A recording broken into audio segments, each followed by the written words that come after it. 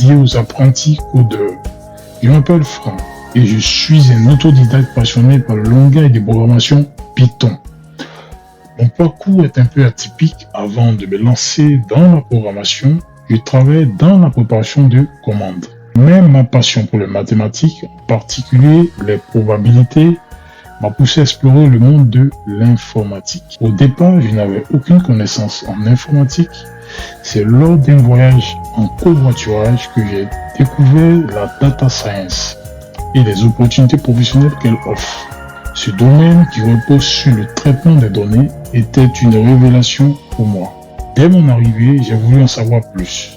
J'ai alors appris que Python était un langage essentiel pour la data science. Et c'est ainsi que j'ai commencé mon apprentissage autodidacte en m'appuyant sur des livres spécialisés.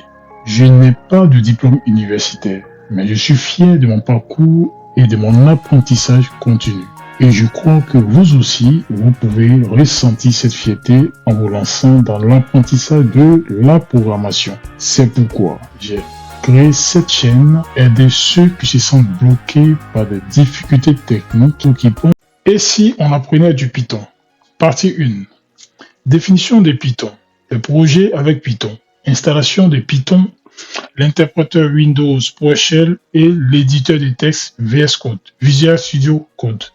Qu'est-ce que Python? Avant tout, Python est un langage de programmation qui te permet de réaliser des projets informatiques faciles à apprendre. Python est reconnu pour sa syntaxe simple et claire, ce qui le rend idéal pour les débutants en programmation. Il est polyvalent. Python peut être utilisé pour créer beaucoup de fonctionnalités.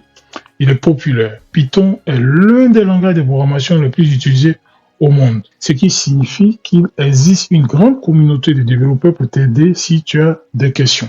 Python est un langage open source. Voici quelques projets importants qu'on pourrait créer avec Python. Développer des interfaces graphiques, réaliser de petits programmes très simples qu'on appelle des scripts chargés d'une mission très précise sur l'ordinateur. Des programmes complets comme des jeux vidéo, des suites bureautiques, des logiciels multimédia, des clients de messagerie. Des projets très complexes comme des logiciels, un groupe de plusieurs logiciels qui fonctionnent ensemble, principalement utilisés dans le monde professionnel. Faire circuler des informations au travers d'un réseau informatique. Dialoguer d'une façon avancée avec le système d'exploitation. Créer et héberger un site web dynamique. Faire de la cybersécurité. Faire de l'intelligence artificielle. Et bien d'autres encore. Quel niveau d'études pour l'apprendre? Aucun niveau n'est prérequis, car tout le monde peut apprendre et à son rythme. Que tu aies le bac ou non,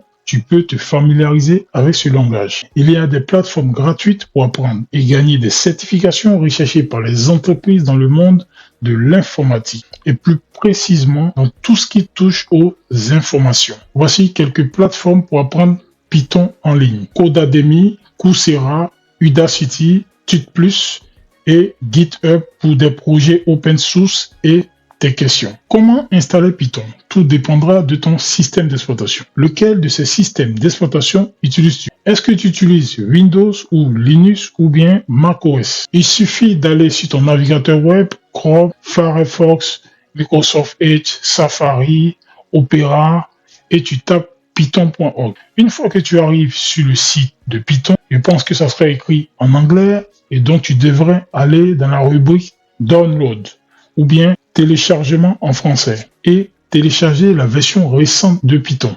Dans ce tutoriel, nous allons cibler uniquement Windows, mais cela n'empêche pas aux autres de suivre ce tutoriel. Après avoir installé Python, qu'est-ce qu'on fait? Très bonne question. Il faut aller sur ton interpréteur Windows PowerShell. C'est quoi un interpréteur? En informatique, un interpréteur est un programme qui exécute directement les instructions d'un langage de programmation sans avoir besoin de les compiler au préalable. C'est un peu comme un traducteur qui lit un texte phrase par phrase et l'explique immédiatement dans une autre langue. Exécution directe.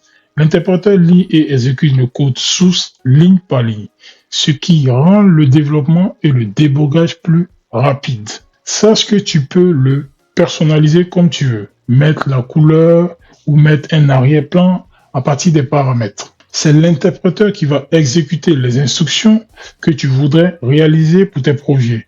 Mais lui ne peut pas enregistrer tes instructions. Je te laisse imaginer des instructions de plusieurs lignes de code qui disparaissent à défaut de ne pas pouvoir stocker ces informations quelque part. Quand tu tapes quelque chose comme « Je veux créer mes propres programmes informatiques », tu remarques ici apparaître une erreur en rouge te disant que le nom d'appelé de la commande n'est pas reconnu ou la fonction elle-même. Rappelle-toi que nous voulons utiliser Python, n'est-ce pas? Alors, entre Python ou bien PI, même pas les deux en même temps à la place de ce que j'ai écrit et tu verras la magie de Noël. C'est là qu'intervient l'éditeur de texte. C'est quoi un éditeur de texte? Un éditeur de texte, c'est un logiciel qui te permet d'écrire et de modifier du texte brut, c'est-à-dire du texte sans mise en forme particulière, que ce soit en gras, en italique, en couleur, etc. C'est un outil très simple, mais aussi très puissant, utilisé dans de nombreux domaines. Dans le domaine de la programmation, les développeurs utilisent des éditeurs de texte pour écrire le code de leur programme. Création des sites web, les éditeurs de texte sont indispensables pour écrire le code HTML, CSS et JavaScript des pages web. Rédaction de documents. Même si les traitements des textes comme Word sont plus courants, les éditeurs de texte peuvent être utilisés pour rédiger des documents simples. Configuration des systèmes informatiques. Les administrateurs système utilisent des éditeurs de texte pour modifier les fichiers de configuration des ordinateurs et des serveurs. Installation de Visual Studio Code. Nous verrons l'installation de Visual Studio Code VS Code dans la prochaine vidéo. Merci.